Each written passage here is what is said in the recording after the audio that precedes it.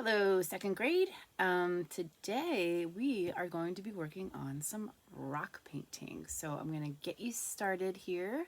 I'm going to spin you around a little bit so you can see what we're doing here. Okay, so let's hold on one sec. All right, so here we are at the art table, and I have some things set up here.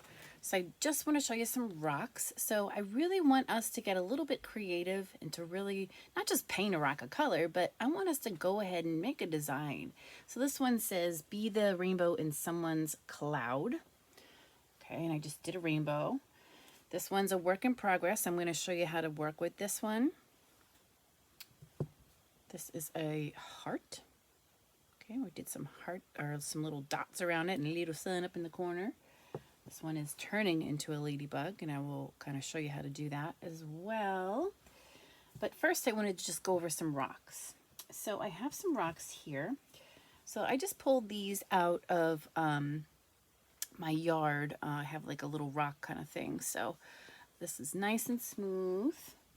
Okay, this one is also smooth. It just has some little marks on it, so I can decide to use whatever side I want. Okay, and here's some that I found yesterday.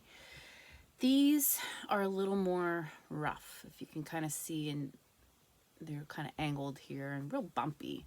I found that these were really not the best rocks to use. If you can find something that's smooth or at least flat, those will work a little bit better. This one's a little bit flatter. It's still one of those same rocks that I found yesterday. Really rough on one side, but this side is just a bit flatter. I could maybe do something with this. Okay. Some other things you might have, like this is actually from the beach. This is from Hawaii. I think this was from the Black Sand Beach, but I could be wrong.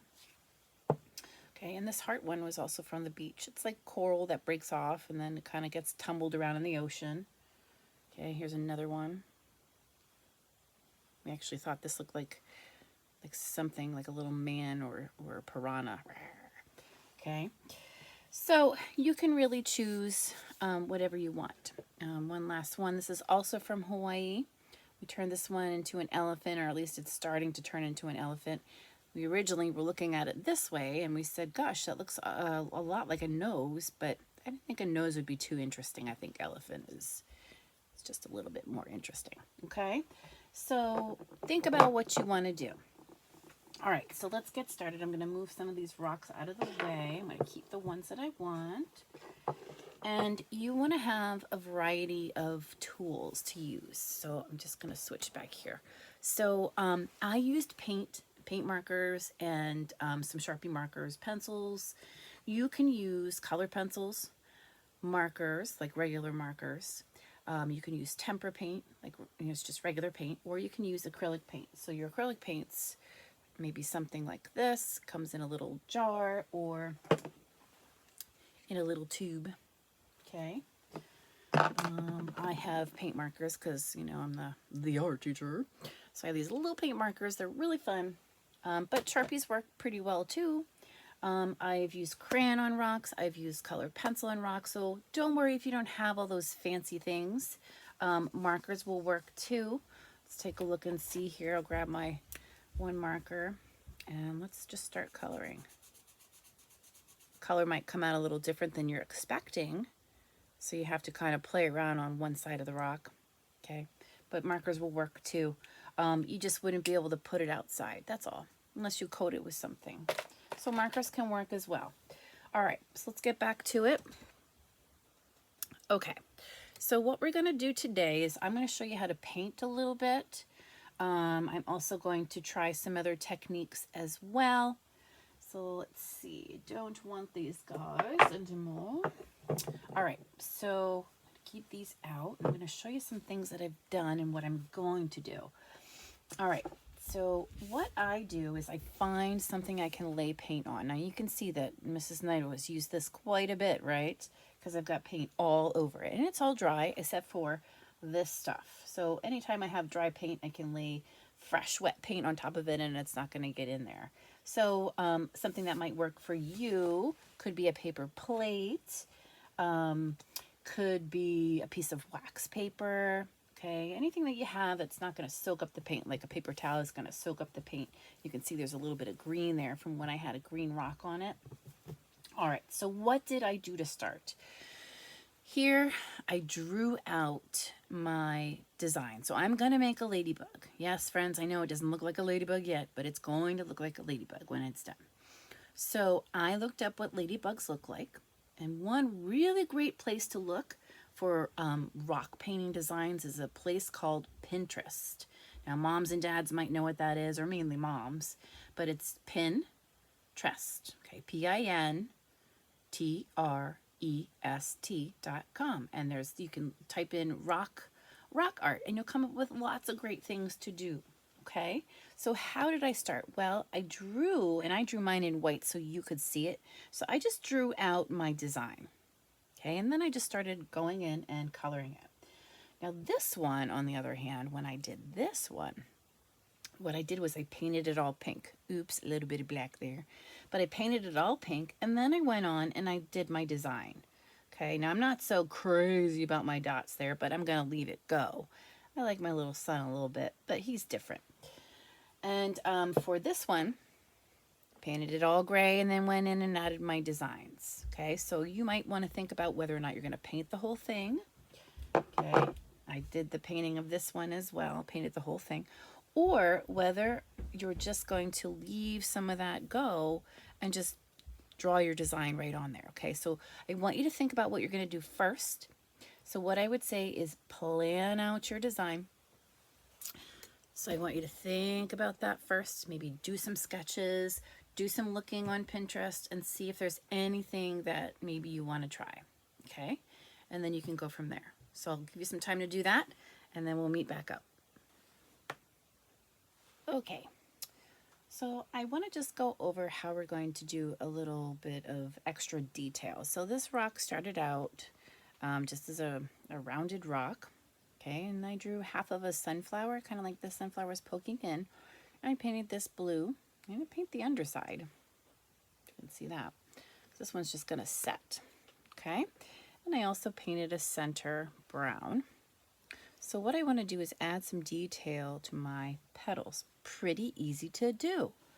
I'll show you. So I'm going to work with a small brush, and I am going to work with paint. Just remember to squeeze out just small amounts if you're working with paint. That way you don't waste too much. If you're working with marker, you can certainly do the same technique with marker. Okay, so once you have a color on there, and even if you wanted to paint on there and then maybe try this with a marker, if you're not going to set it outside, it could still work. All right, so what I did was I needed to get, this was all yellow, so I was good there, but I needed to get some orange in there and then a little bit of red toward the brown. So I went into my orange and I just tapped it. And you can look at a picture too. So what I did was I just kind of went in and just started painting up kind of more toward the top of the flower. Kind of, I guess we could say toward the middle, a little higher than the middle. Get more paint as you run out. And a little brush is really going to help you with this. So sometimes what you can do is if you have watercolors, you can steal that little brush out of there. Otherwise, if you're using a little bit of a bigger brush, just use a little less paint on it and just try to use the tip of your brush. Okay, so I did that. And I can rinse that off. Okay, and then I can go in and get a little bit of red. And you can see I'm barely using any color because I've got such a teeny little brush. I'm just going to paint that in. Now I'm going to do something called blending here. So blending is when you take two colors and you kind of make them merge together to kind of make a new color here. Okay, so I'm blending it by just brushing it into that orange, and I'm just kind of brushing back and forth here. Okay, now I don't want such a harsh line there. You see that? Whoop. So I'm going to try to wave that in there a little bit. So I'm going to rinse my brush, brush it off, and I'm just going to just go over that a little bit. Now see where it stops there? Let's get a little bit of yellow. Let's add that in. And we're going to wave it in there or squiggle it in there just a little bit so that it looks like it blends, kind of merges together. Get a little more yellow, and if I want, go over that top part. Okay, and that's just if you're doing a sunflower. If you're doing any other kind of flower or anything else, you can still try this technique. Okay, but using smaller brushes helps you get a little more detail. Okay, there's that. So then I would kind of keep going all the way around. Now, what about this blue? This blue is awfully dark. So I could add some designs in there. You know how we looked at Starry Night? What if I added some light blue and maybe even some white? Now let me see if I even have some white. I do. I can squeeze a little bit of that out. Put that next to my light blue. Bloop. Okay. And what I can do is maybe make some swirls in the background here. Some swirls on my dark blue. So if you remember, Van Gogh had those swirls that we said looked like wind. Okay, so we could maybe try something like that. And again, do you have to copy me? No. But if you want to, you can, or you can look up your own design or add something creative and different to yours. So I'm going to just do another swirl. And that looks pretty good. But I think I'm going to add a little bit more. So I'm going to go in and maybe get my white. And maybe what I'll do is add those great little lines. Whoops, a little too much water. Great little lines that he put around his swirls to kind of give it some extra line and some more emphasis on the fact that it was swirling and it was windy. Okay, and he did a lot with lines, didn't he? Take that around. I hope you can see this here. I'm trying to turn it so you can. Okay, so that's adding just a little bit more detail. And remember, detail is what makes something interesting. Okay, we don't want to just stop with one color. We kind of want to keep on keeping on so that we can add just a little bit more. A little pop of color adds a little bit more to your painting. Now again, you can do this with marker. You can do this with regular paint if you don't have acrylic paint. If you have those wonderful paint markers or Sharpies, you can certainly try all this with that. See what works for you. Practice out on some rocks outside that you have, or maybe some that you don't really like and you want to try it out on them. Go for it. So I'm also going to add in a little bit of a darker color that's starting to look really cool, huh? So let's add in a little bit of a blue here. I think it's probably the same blue that I used, so I'm not going to use that one, but I am going to do a little trick here. I'm going to bring in some paint markers. So let's find one. Aha! This one looks like it might work. Give it a shake if you have them. And voila. Can you see that? Add in some line. Oh yeah. That's looking cool. All right, so when I feel like I've had enough, and guys, if you're using these paint markers or you're using a Sharpie and marker, do not get your Sharpie into the paint because it will dry and ruin your Sharpie. You don't want that. All right, so I love the background. I just need to work on the flower. All right, let's put that guy aside. Okay, so what did I do with the ones that I had before? Painted one all blue. I decided that, you know, being that I love hearts, that I was going to show a heart on here. So I painted it blue because I kind of wanted a blue background. I also have one that I'm going to just draw out for you. I've kind of drawn it in pencil here, but I'm going to go over it with a paint marker so you can see it. This one, I just started painting on it, and you can see because it's shiny, it's still wet, so I can't do a whole lot with that. And this one I got a little bored and I said, "Meh, I don't like those dots. I'm going to take them away." So I did. All right, so let's try to go on to our blue one. And what I'm going to do is I'm going to draw it with a white marker so that you can see it. If I can actually find one, that would be really good. Okay, so hopefully you can see this. Let's check it out. And I can actually even do this with pencil. I don't have to do it with my paint marker. Or if I want to, I can draw it first with a pencil, and then I can trace over it with a paint marker or a Sharpie if I want to. If I want to just start painting right away, I can do that. So I'm just drawing a heart. Okay, now my heart, if you can kind of see that, is going to get painted in. So it's looking a little boring right now, but remember, we're going to add some detail to it to make it more interesting. Okay, now if you like the shape of whatever you've drawn and you want to trace over it, go for it. If not, you can just start painting or coloring. All right, so let's see. I'm going to get to work on some of these, and you're going to get to work on yours, and we're going to check in with one another and see how we're doing. All righty, talk to you soon. All right, here we are. I just want to show you some of the end results here. Let me see if I can get this light back for us a little bit. Okay, so as we were looking at it before, we had a blue rock with an outline of a heart, and here's what kind of came out of this. So we've got a heart, and we've got some dots around it. We've also got some little yellow dots with some white dots around that. Okay, so adding details, so repeating pattern, shape or line can help you create pattern, color can help create pattern.